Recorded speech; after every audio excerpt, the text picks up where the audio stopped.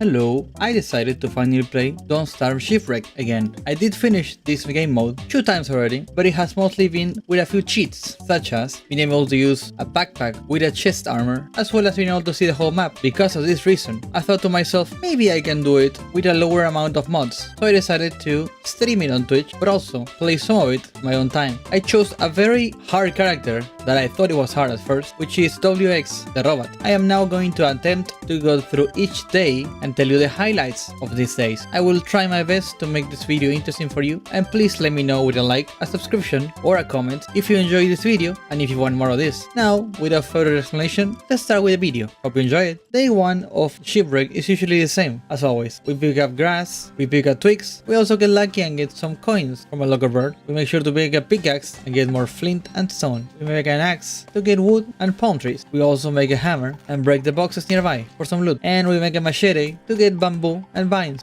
To be able to keep up with our movement, we craft a torch and keep looting the night. For the day 2 morning, I decided to make a raft and go to the seas. We used the waves for speed and we found land. This one, we found a pirate hat, which at the time I didn't know what it did, so I ended up ignoring it. We killed some jellyfish. We found some bioluminescence, which I decided to mark with a trap. It was getting dark, so I decided to use a jellyfish, specifically a rainbow jellyfish, which allows you to glow in the dark to be able to continue sailing. Day 3 had arrived and we found an interesting looking land in which we could get some gold. Thanks to this, we made a science machine. We made a backpack and a campfire. Of course, this backpack replaced the previous one I had, and we decided to get some charcoal to repair for our crockpot, while also getting some wood. Found a bottle with a map, so we read it, and we saw that it was fairly close for us.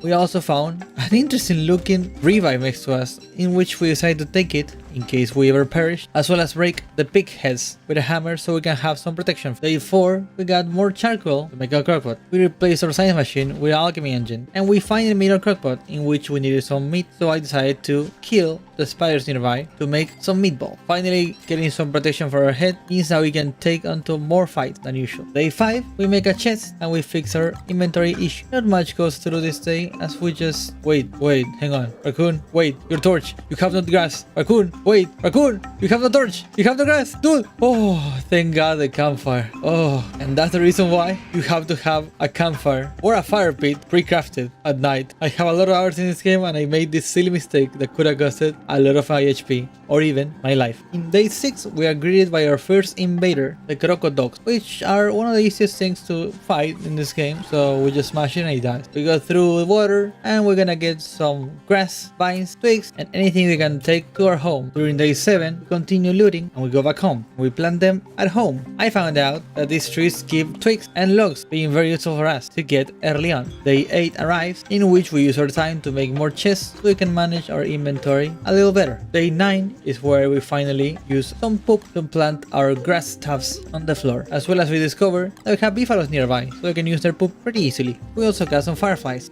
In day 10, we pitchfork some grass. Not much happens here. Day 11, we make more chests and we take out the usual dog that invades our land. We plant our remaining things that we needed to with the new pitchforked grass that we had, such as bamboo, vines, flowers, and so on, making it look quite pretty. I made use of the fireflies by making a boat lantern and a miner's helmet. In day 12, I made another spear. Then, with the pig skin I had left, I made an umbrella, just in case it rained. Then I began the process of using my throw net to try and find the Kraken. To my surprise, I found a spearfish, which I easily made into a weapon for me, also known as the Cutlass Supreme, one of the best weapons in the game. Sadly, I didn't get lucky finding the Kraken. However, I got all this loot thanks to a friend of mine named Cursed TG. He told me I could drop food in the water to get these guys to show up. This guy's helmet will be very useful during this run. In day 13, I made the Cutlass Supreme and decided to gather some resources, wood, coral, and tried again on finding the Kraken. We did find a spearfish again. Sorry, swordfish. This is the loot I got from feral netting. And we found this cargo boat in the middle of nowhere.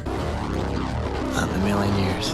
Finishing the day with more coral mining, day 14 had arrived. I decided to get more jellyfishes just to be able to see in the darkness and save on my miner's hat. I found another swordfish, I mined more coral, I slapped a spider to death, and before I knew it, we were on day 15. I planted some seaweed stalk that I gathered by accident with my thrall netting, and I got some grass from my farm. The next day, I went on a journey. I was found by 2 crocodiles, so I had to park by a nearby island. I took them out easily. However, I found an X which had a chest that had nothing amazing per se. Man, in day 17, I went for another island who had an X on it. We found a chest that had a diving rod and I guess more coins and a recipe that I will never use.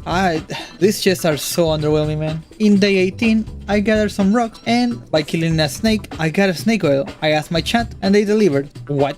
Snake oil? What the fuck is that? What is that? Snake oil? What? What? Forces is a jump animation. Eh?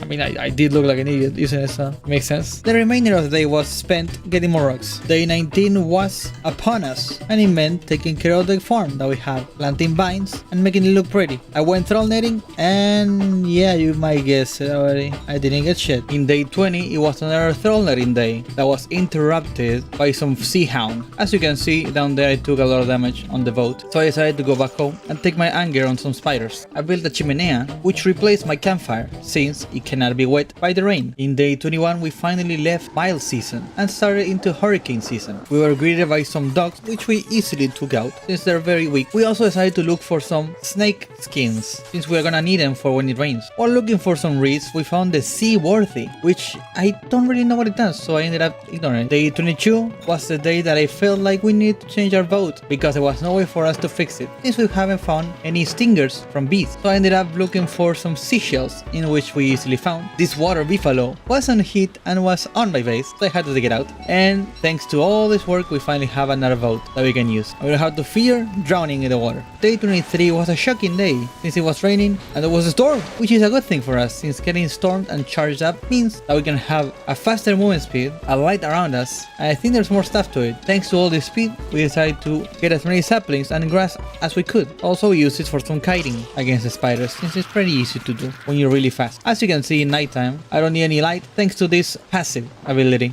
And even though I was attacked by shadows, I was still able to see them. Maybe next time I might disable this HP thing, because I feel like it kinda cheated a little bit, but we'll see. But sadly, it wasn't just all fun and giggles in the night. Yep, we had 3 guardians, 3 to be exact. I built a campfire so I was able to see them, and I took them on one by one. I was still fighting them during day 24, but it wasn't that hard.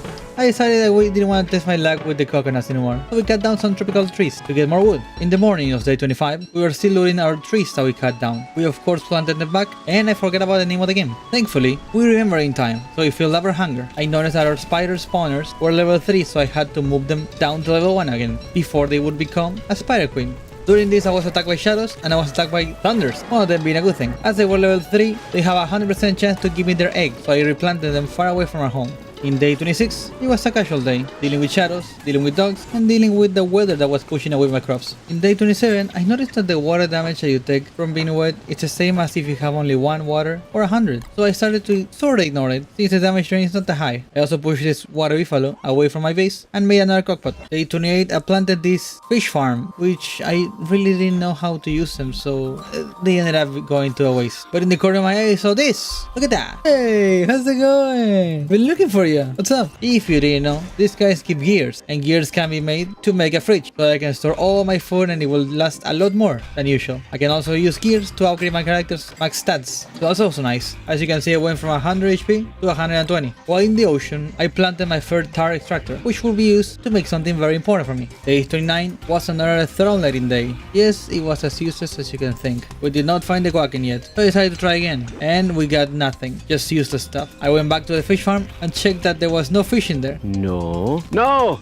No! Please! So I tried to make it work, but nothing. With the bioluminescence that we gathered, I decided to build some buoy, or buoy, I don't know how you say this, buoy, right around our base, so we can see even in the night. And it looked pretty good. In day 30, what did we do in day 30? Oh yeah, we got grass, we got spiders, we got the usual. Nothing happened here. Day 31 rose up, and we found a whale, in which we took it out. I didn't know what to do with the whale, so I left it there dead. We used this kind of binocular item to see from afar, and I think that's all it did. Kinda useless, but I guess it's fine.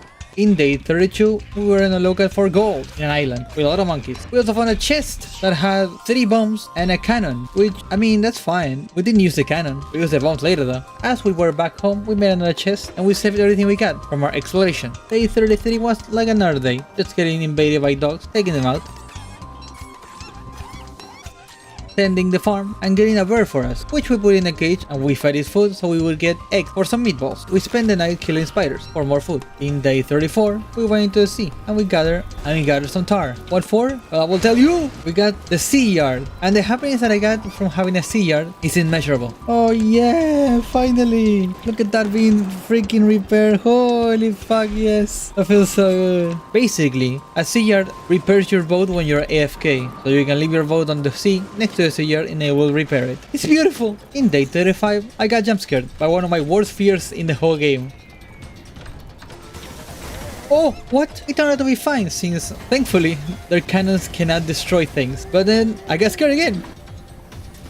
Oh my god, the fight wasn't that hard. It was another jump scare that I had to deal with. We took it out, or we tried to since it ran away. And we finished this hectic day by troll netting, which we didn't find the Quacken again. Day 36, we didn't really do much. We just took another horse that was nearby, and we decided to take out the farm. Day 37 was me with the farm still, so the day went by. During day 38, I have some leftover bananas from the monkeys I killed, and as I was full, I decided to go troll netting, and would you believe me that I found nothing? I filled my tar extractor with some nitra and found some bioluminescence, which I decided to troll net, and they were in the deep sea, which means that I had a chance to, yes, we finally found it, we found the Quacken. While the fight is not that hard, it's mostly about just trying to be mindful of the waves that hit you from all the sides. The tentacles might hit you, but only if you're not paying attention. After hitting them 4 times in a row, the Quacken is gone, and some might say that they're dead. We finally got all this stuff. What are all this? Well, a walking cane that increases our movement speed even on the boat. The Quacken Beak, which we can use for something amazing. A tool-sized helmet, which will be very strong for us, as it will make us very tanky, and we have enough obsidian to do something amazing with it. Next day will be a good day. In day 39, first thing I do is make the Quacken ram. And you can see right here why I make it. Not much happened during that day, so we go to the day 40, in which we mine a lot of coral. Using the Quacken ram is amazing because it makes you able to move so fast. And movement speed is key in these games. The day ends by us taking out some dogs. What most is going to be happening throughout monsoon season is that we'll be going very fast around the world, trying to find the volcano as quick as we can. However, one thing that I noticed in day 41 is that I had the wrong backpack. You see, when you kill the Quacken, you get a treasure chest that acts as a backpack that gives you golden coins every now and then. So I decided to get it because I forgot about it. The day ended with us getting more stone. In day 42, we kept on gathering as much resources as we could, while occasionally fighting the 1-2 shadows that show up. And in this beautiful place, found a lot of stones, so much that I probably would not have to think about it for a long while. During day 43 onwards, not much happened, so I will let the footage play. Oh, I would like to remind you that while you're watching this, please make sure to like the video, subscribe, and comment. Do you think this video is something worth your time? And if so, would you like to see more? Would you like me to speak more or speak less? I will let this part of the video speak for itself with the editing I made. Hopefully, you let me know in the comments.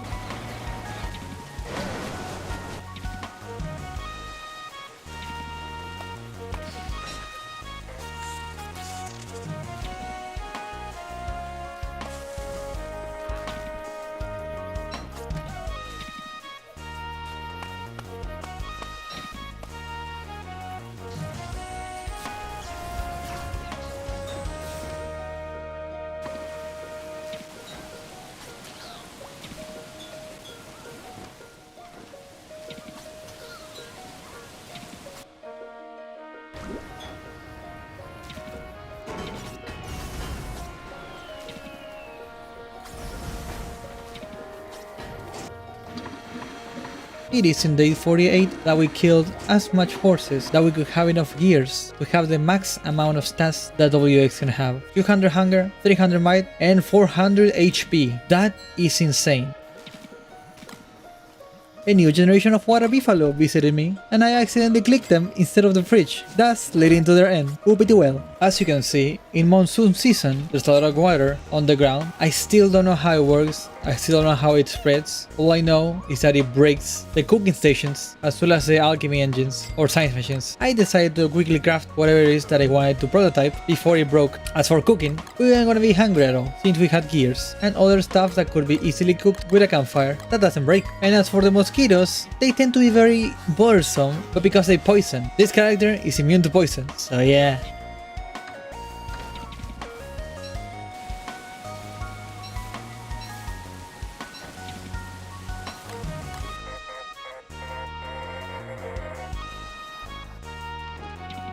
And on day 50, our goal was finally met. We finally found the volcano. And right in time, I will now tell you how good the volcano is for us.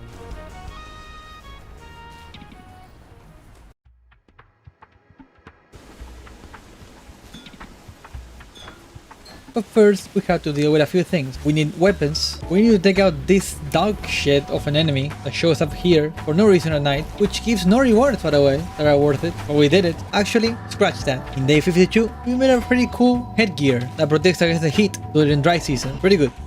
So you might be asking, what were the preparations that I did in day 53 to go to the volcano? Simple. We took the coconut grenades with us that are pretty much bombs that we can just light up and explode the obsidian that is in there. We also got 40 ash, which is gonna be able to fertilize anything that we want to take back to home. But also we got some jellyfish that will allow us to see in the darkness.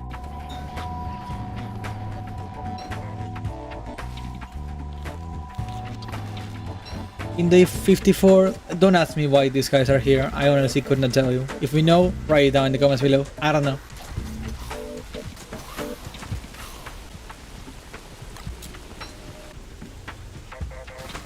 Oh. Hey! It works like that. Oh, that's the range on that is amazing.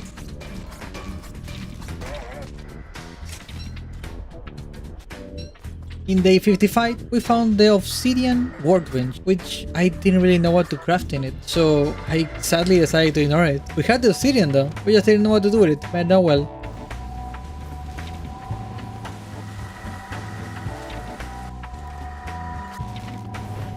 In day 57, in case you don't understand what I'm doing, is that we fertilized the coffee plants before to be able to take them back home. However, we need to fertilize them again to be able to have them work. So we burn some sticks and fertilize them with ash, one by one. I will let you know what coffee does in a few moments. As you can see, coffee increases the player's movement speed by a lot, so this is an amazing reason as to what to get during this DLC. Supposedly, the wiki says you get 83% faster, and it combines itself with other buffs. Funny, no? And in day 58, we put an elephant cactus farm. What is this for? Well, we have a chest armor that protects us against them. We got them from the volcano, and anything that moves close to it is gonna get pricked. It basically has thorns, and it hits everything around it. But because we have the armor, we are immune to it. Whenever we get invaded by dogs, we just move close to it, and it deals with the invaders, basically nullifying any invasion that comes to our base.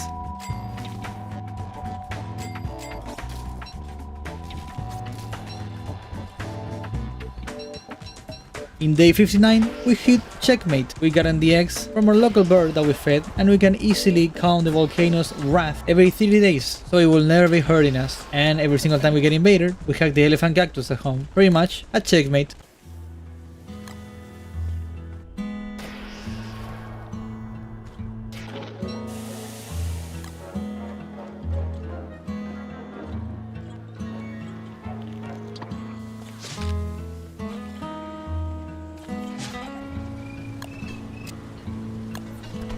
In day 72, it saddens me to say that in this season you can just sleep, get the eggs to the volcano, and not much has to be done here, so the video is over. I hope you guys enjoyed this kind of video that I made, and I had a lot of fun working on it, so if it gave you any laughter or if it gave you any fun in watching this kind of video, then please let me know in the comments below. Now, I'll be tackling Don't Starve Hamlet without any cheating for the first time, and I'm planning to go until the apocalypse happens, so if you want to catch me live during that, make sure to check twitch.tv/ADarkRaccoon. Of course, you can also wait for the video to be edited in the near future. I don't promise to be good at that, and I don't know how long it's gonna take me. Please make sure to remain positive and do your best in every situation. Without much to say, I'll see you soon. Bye bye.